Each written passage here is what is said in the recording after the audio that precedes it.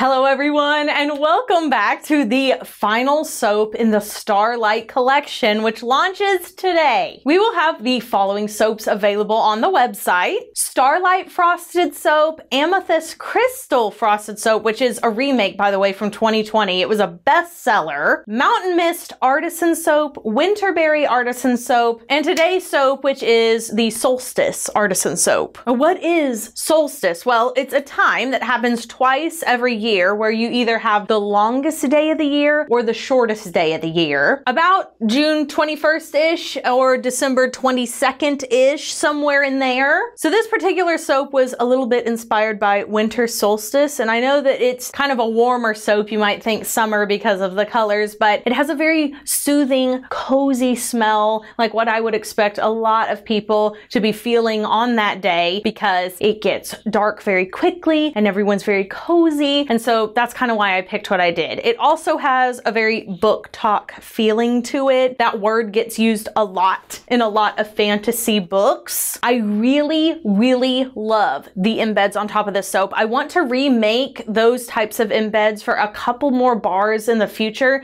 because it is so quick, it is so easy, and it is such an effective look. So if this is the first time you've ever seen anyone put little melt and pour cubes on top and you're like, ooh, I really want to do that, feel free to steal it because it is such an easy way to zhuzh up a bar. So without further ado, let's make some soap. Okay, let me show you what I mean by little soap cubes. So these are glycerin soaps that have been cut up into little cubes. This one is 24 karat gold mica from TKB Trading. This one is Aztec Gold from TKB Trading. And then I have, I believe, Golden Buddha in both a white soap base and a clear soap base. My bad, it's matte gold from Mad Micas. Look how pretty this is. All of the lovely richness of gold without a lot of the shimmer. So I've got my 24 karat in this one. I'm gonna put my matte gold in this one, and Aztec Gold in this one. Now, even though the temptation is immense to go ahead and mix up the color with my hand, I am actually going to use a spatula to be less messy. Little bit of Aztec, little bit of matte gold, and a little bit of 24 karat gold. Might put a little more than that. There's twice as much of that color. Then we're gonna start with the lightest one, and I'm just gonna mix this all around. If it doesn't stick super well, I will spritz it with some rubbing alcohol. All right, this looks good and mixed up. Now for the 24 karat. Okay, super pretty. And now for the Aztec. All right, so all of these have, you know, pretty different vibes to them, but they definitely match, and it's gonna create a really, really, really pretty top. You'll see. Now I'm gonna put on my PPE and prep the rest of the batch so we can mix it up and get this top finished. I'm so excited. All right, I have all of my oils blended up. I have my lye water solution blended up, and I went ahead and added a little bit of titanium dioxide to it just to make the base of this soap really, really creamy. I'm actually going to add some coconut milk into it after I bring it just past emulsion, but we're gonna start with this right here. All right, let's blend.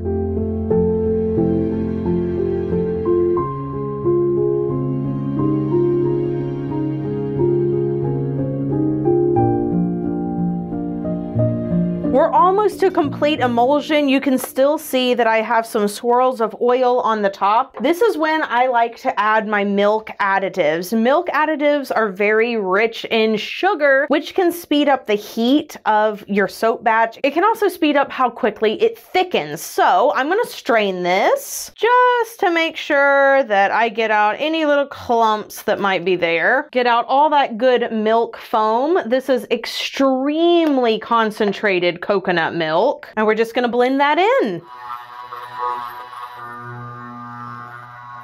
Okay, this looks so creamy and luxurious. So we're gonna split off our accents. Here's accent 1 and accent 2. And while the scale is here handy, I'm gonna measure out my fragrance and kaolin clay blend. Pour the rest in here. These smell so good. So let's blend in our colors. I have Aztec Gold in this first container. In the second accent color, I'm actually just gonna gonna leave it alone. It's gonna stay that nice creamy sort of off-white. And then to my base, I'm gonna add some of this matte gold. Okay, and now we'll blend this all up.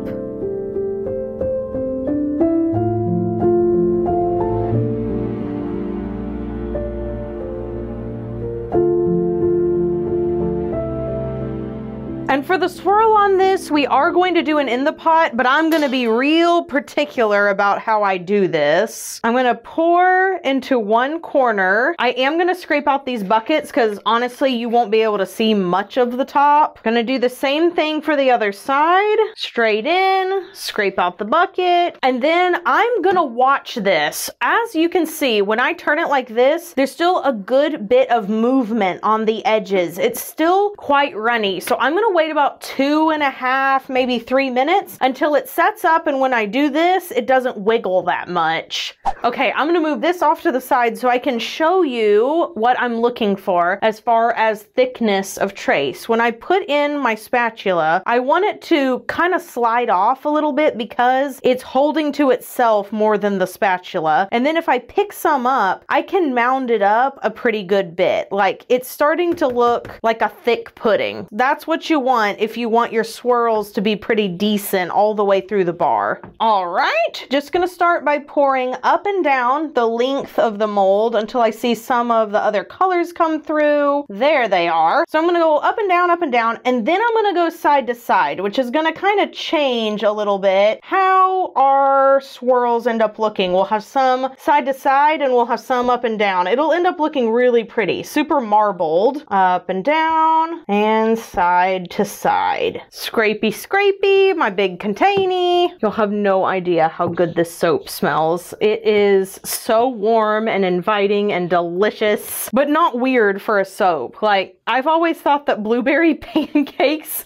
is like, all right, you're teetering on the edge of being weird. It's not like that. It's warm, but it still very much smells like it could be like in a body wash. Think coconut, think vanilla, think in that category. Okay, and now I can start adding in my little cubes. So I'm gonna start by not throwing them in, but dropping them from pretty high. You can see they're sinking into the top a little bit. I want that. In fact, it would be nice if some of them kind of dropped onto each other at some point because I think the cut would look super cool. I also want these to sink in a little because I don't want them to come off when I'm cutting the soap. That would be bad. Okay, now for some of the matte gold. I'm still putting these in somewhat purposefully. I haven't gone all crazy yet. There's still some big gaps that makes me think that certain bars will only have 1 or 2, and I want to make sure those get covered. Also want to make sure these edge pieces get all the love they deserve. And at the end of all this, I'll probably go by and touch all of these on the top, just give them a good pat with a clean spatula. But this is such an effective way to dress up the top of a cold process soap bar, and you can make it using all the same colors you used in your soaps. That's one of the glorious things about using melt and pour, is that you can use all the same colors that you use for cold process soap. In fact, you can use more because sometimes the cold process soap will like eat up some of the colors if they kind of like oxidize, but melt and pour won't do you like that. Okay, just gonna start sprinkling these on top because I can see I have really good coverage. I was very particular with the weight that I chose for all of these melt and pour cubes. You need at least a full pound of melt and pour to get this sort of dramatic effect. If you wanted something a little more sparse, you could use, you know, 8 to 10 ounces. Okay, now I'm just gonna very gently tap this down. Now I'm gonna spritz the top with a little bit of Sparkle Me Gold. You can see that is very dramatic, really takes it to the next level when it comes to the shine. And then I'm gonna add a little bit of this very special glitter blend that I just whipped up. Lots of yellows and golds. It's supposed to be reminding you of a couple of different things. Like I said before, I want this series to be something you can use your imagination for. Heavily inspired by fantasy books, but this is sort of reminds me a little bit of Dragon Treasure, maybe a sunrise, golden hour, all of those lovely feelings. And if you really want to see this sparkle, let's spritz it with rubbing alcohol. I'll zoom you in real close so that you can see the shine.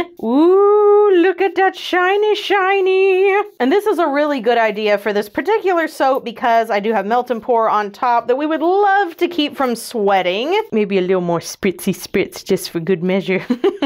And that's it. This lovely golden hour solstice soap is done. I actually haven't 100% decided on the name, so if you want to leave some suggestions, you're certainly welcome to.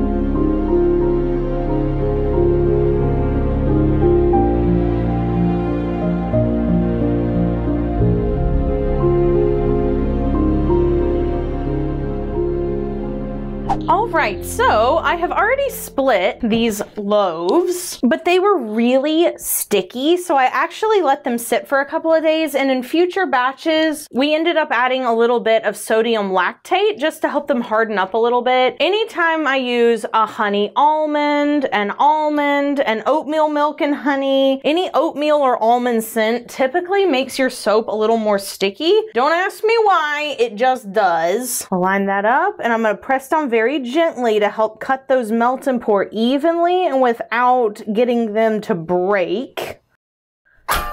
And this is what they look like on the inside. So you can see we've cut some of the little melt and pour pieces of varying shades. Every single bar is going to be a little bit different, but all of them match the inside swirls. A lot easier to cut after waiting a couple of days. These little end pieces will end up being my soap samples. We'll cut them in half and put them in a pack of 4. And then I will get these into our curing room as fast as possible. We have a dehydrator running in our curing room, so anytime there is really humid weather, it doesn't bother that room at all, and all the soaps can release that water quickly. And then we'll clean up all these bars, any little rough edges that we have on our artisan and frosted soaps, we will clean up and remove. And yeah, this is what the bars end up looking like. It's a more simple design, but there's still enough flair and fun for those of y'all that like a little bit of sparkle. The question of the day is, what should I name these bars? Like I said, I'm very open to suggestions for this one. And I do want to bring you guys in a little bit closer to show you what melt and pour will do if you leave it out. So you see the frosting here on these little bars? When I spritz them with rubbing alcohol, you'll see that it kind of goes away. But that little bit of frosting is caused by the glycerin, and it's reaching out to any water in the air and pulling it towards itself. It's a humectant, and that's why you end up seeing little beads on top. That's just little bits of moisture that the soap has drawn to itself from the air. We can sort of break up and dry out those little bubbles with a little bit of rubbing alcohol, but if it gets too bad, it'll be really unsightly. And that is why you try to get a loaf like this into a humidity controlled climate as fast as possible. And even better, if it was just melt and pour, you would want to wrap it as fast as possible. Let's cut another one just for funsies. Boop-a-da-doo. Well, I hope you guys enjoyed the Starlight collection. It sure was fun to design, and it really makes me so excited for January in 2024. I'm actually filming this in 2023, obviously, but by the time this video rolls around, I know I'm just going to be soaking it all in. The fact that it's a new year feels kind of like a clean slate. Everything feels sort of starry, and it's still kind of wintry outside. Ooh, I'm so excited. It's the little things, right? I've been writing down 3 things that I'm grateful for in the morning for a really long time, and I can tell you, if you are someone prone to, I would just call it like the winter blues. I am one of those people. I take a lot of vitamins and stuff during the winter time because it can be just, you know, a time when you're struggling a little bit with your mental health. You're not feeling quite as happy. I bloom in the summertime and I wilt a little in winter. And so continuing a gratitude journal during the winter months, taking time to actually journal. I use the Day One app. It looks like this. I had to come to the end of myself with my actual writing of a journal. I used to write pen and ink journal all through high school, and oh girl does not have time for that anymore, but I can still do a digital journal and put all my pictures and stuff in there. It's nice. But journaling, having a gratitude journal, continuing to focus on little tiny things throughout the day that just make your day better is so, so helpful. So if that's something you struggle with, that's my advice. I don't know why I'm still talking. Welcome to 2024, where Katie still does super long outros for no reason. Have an amazing day. Do something fun for yourself today. I'll see you guys in the next video, and happy 2024. Happy New Year. See you soon. Bye for now.